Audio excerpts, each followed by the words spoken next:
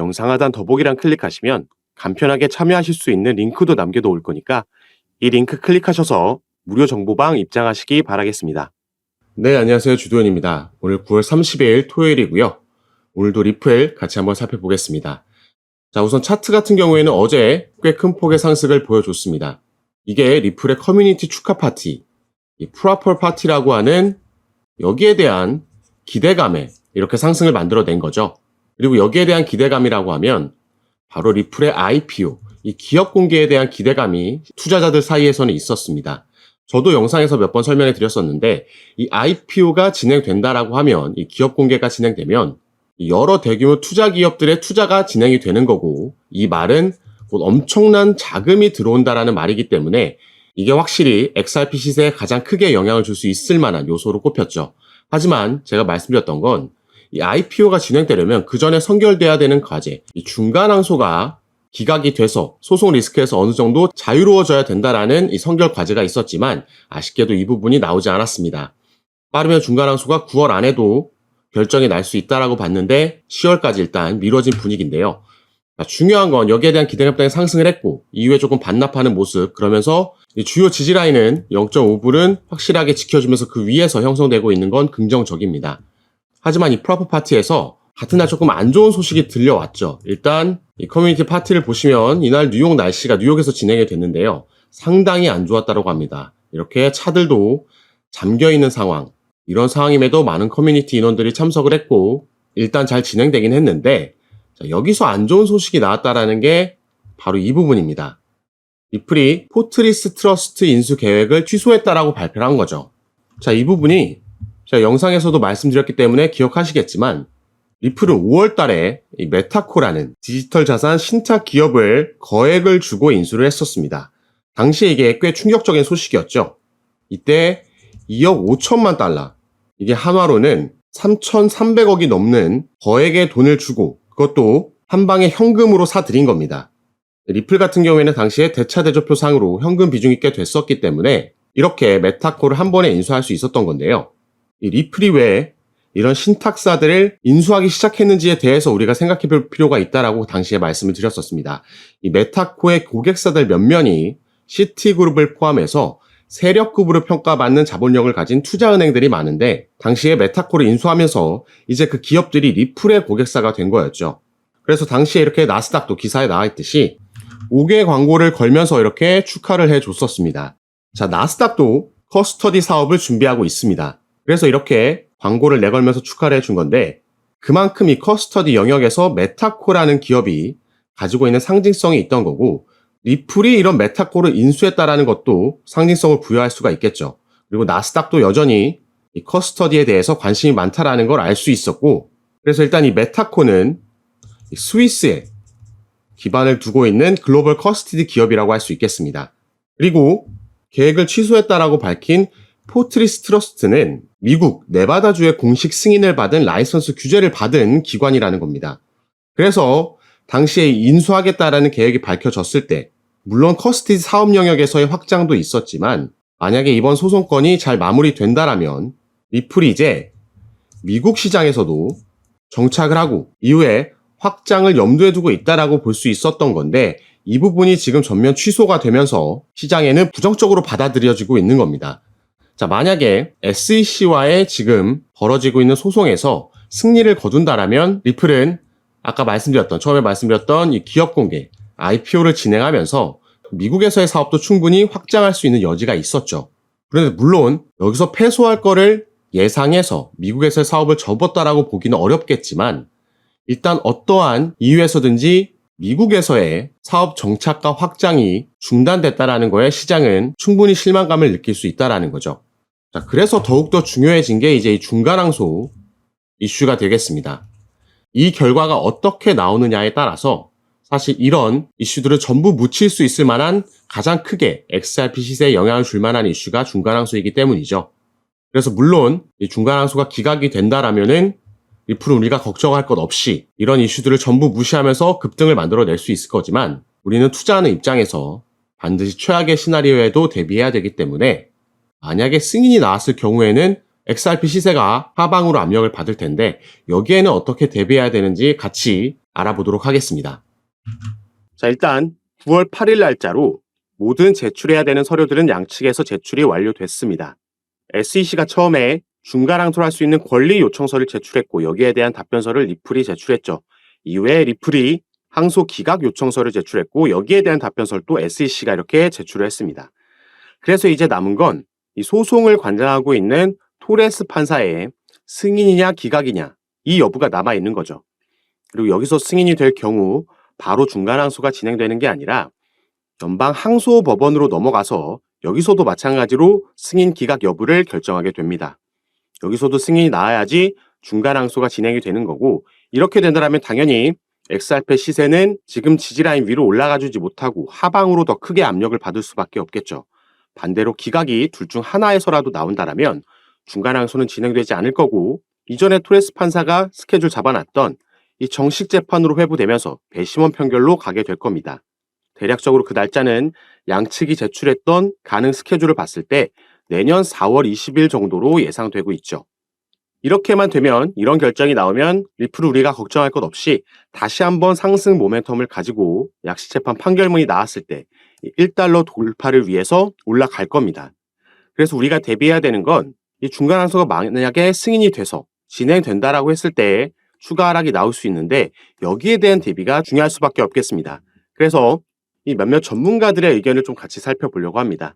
이 기사는 나오고 나서 아직 한글로는 번역된 기사가 없기 때문에 제가 이렇게 원문 기사를 가지고 왔고요. 이 트위터를 통해서 질문이 오갔던 내용을 기사화한 겁니다. 보시면 이 질문을 한 사람은 XRP 커뮤니티의 한 사람이고 여기에 대답을 한 마르크 파겔이라는 인물은 전 SEC의 샌프란시스코 지부 이사까지 역임했던 인물입니다. 그리고 변호사로도 일했던 인물이죠. 그렇기 때문에 법률적인 부분에도 전문 지식이 당연히 있을 거고 SEC 내부적인 내용도 프로세스를 이해하고 있는 인물이다. 이렇게 보시면 되겠죠. 그래서 이 XRP 커뮤니티의 한 명이 이런 질문을 했습니다. 모두가 궁금해하고 있는 SEC의 중간 항소, 인터로큐터리 어필, 이게 과연 승인될 것이라고 보느냐 이런 질문을 했고요. 여기에 대한 답변을 마르크 파겔이 했습니다. 자, 여기 보시면 이 중간 항소가 진행되기 위해서 갖춰야 되는 세부적인 요소들은 맞추기가 힘들다라고 얘기를 했습니다. 그렇기 때문에 개인적으로 the odds are against granting the request 이 확률, 이 요청이 받아들여질 확률은 낮다라고 얘기를 한 거죠. 저도 전 영상에서 이런 기사들 여러 전문가들의 예상을 공유해 드리면서 말씀드렸던 게 사실 토레스 판사 외에는 지금 어떻게 나올지 아무도 모르는 상황이지만 저 개인적으로는 기각될 확률이 더 높다라고 말씀을 드렸죠. 그 이유로 첫 번째로는 이 처음에 SEC에서 제출했던 중간 항소 요청 그 내용을 보면 비논리적이었고 토레스 판사 판결문에 대한 법리적인 지적도 하지 못했습니다. 불만을 늘어놓고 있는 내용처럼 보였다라는 거죠. 그리고 두 번째로는 이 마르크 파겔이라는 인물이 말한 것처럼 애초에 이 중간 항소라는 것 자체가 승인될 확률이 통상적으로 낮다라는 겁니다. 여기도 나와 있듯이 이 필요 조건들을 맞추기가 힘들다라는 거죠. 모든 서류와 문서를 검토하고 나서 이 판사가 꽤 오랜 시간 여기에 투자하고 나서 약식 판결문을 내렸는데 이 판결문에 대해서 한 달도 지나지 않아서 SEC 측에서 이걸 뒤집겠다라는 중간 항소 요청을 한 겁니다. 그렇기 때문에 받아들여질 확률이 그렇게 높지 않을 거다라고 반복해서 말씀을 드렸던 거죠. 그리고 만약에 이 중간 항소가 받아진다라고 하더라도 이 중간 항소심은 이 약식재판과는 다르게 법률심으로 적용이 될 겁니다. 이 약식재판은 사실심이었다라고 말씀을 드렸는데 이 두 개의 차이점은 사실심 같은 경우에는 이 사실관계, 이 여부를 판단하기 위해서 여러 자료들을 수집하고 양측에서 내는 자료들도 있고 이런 걸 전부 받고 나서 판결을 내는 거고요. 법률시 같은 경우에는 이 사실심에서, 이 1심에서 받았던 자료들 외에 추가 증거 자료를 채택하지 않고 여기서 판단한 이 법리적인 판단, 법률이 잘 적용됐는지 아닌지만 판단을 하게 됩니다. 그렇기 때문에 사실 중간 항소가 진행된다라고 해도 판결이 뒤집히기는 어렵다라고 말씀을 드리는 거죠. 자, 그래서 이 SEC 출신 인물이 내놓은 전망 하나 살펴봤고, 자, 이제 친 리플 변호사라고 알려져 있는 제레미 호건 변호사가 최근에 본인의 트위터를 통해서 꽤 날카롭게 지적한 부분 하나 있어서 제가 가지고 왔습니다. 이 코인 시장에 FTX가 보유하고 있는 가상자산을 매각하라는 법원의 명령이 있으면서 이게 하방 압력이 내려왔었죠. 다행히 시장의 예상보다 조금 완화된 조치가 취해지면서 장외 거래로 매각이 진행될 거고 주당 1억 달러만 매각하라는 한도가 정해지면서 어느 정도 시장이 반등을 만들어내고 복구를 한 건데, 자, 이런 명령을 내렸을 때 법원의 판사가 당연히 명령을 내린 거죠. 그래서 연방 법원의 판사가 이 FTX의 디지털 자산들을 매각하는 걸 허락을 한 겁니다. 그리고 이 자산 안에는 솔라나가 꽤 많은 비중을 차지하고 있었고, 그 중에는 XRP, 리플의 코인도 포함이 되어 있었죠. 이걸 그리고 어디에다 매각하라고 했습니까? 다시 이 시장에, 2차 시장에 매각하라고 한 겁니다.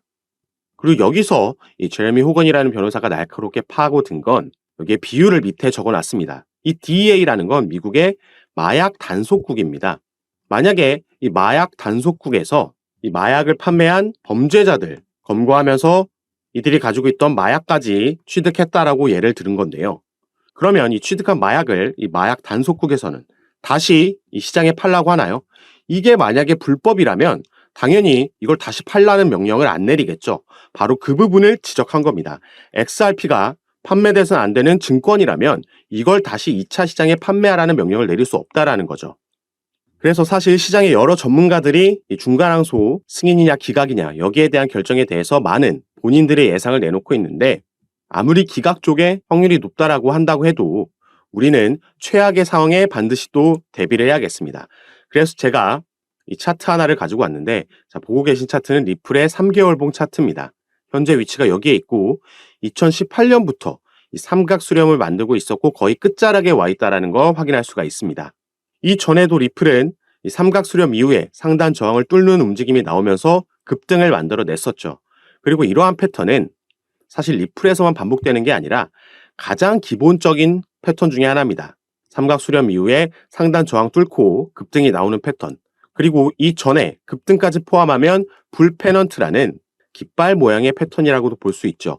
불페넌트는 이 상승을 의미하는 불, 황소 세력, 그리고 깃발이라는 거고요. 짧게 잘라서 봤을 때는 이 저점을 높여가는 쌍바닥 패턴, 그 이후에 W로 상승하는 패턴이라고도 볼 수 있겠습니다. 우리가 어디서부터 어디를 잘라서 보느냐에 따라서 여러 패턴을 적용해 볼 수 있지만, 이 패턴들이 가지고 있는 공통점은 이 상단 저항을 뚫었을 때 확실한 상승력이 나온다라는 거죠. 그리고 제가 중간 항소가 승인됐을 때를 대비해서 이 차트를 보여드린다고 말씀드렸는데, 자, 현재 위치해 있는 캔들 보시면 이 밑에 삼각 수렴의 지지라인까지 사이에 공간이 있다, 하방으로 열려 있다라는 걸 알 수가 있습니다.